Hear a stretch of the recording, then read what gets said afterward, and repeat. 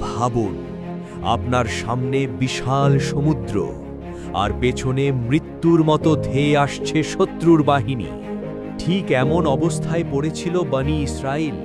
তারা চারদিকে তাকিয়ে শুধু ভয় দেখছিল। সামনে সমুদ্র, পেছনে ফেরাউনের ভয়ঙ্কর সেনাবাহিনী।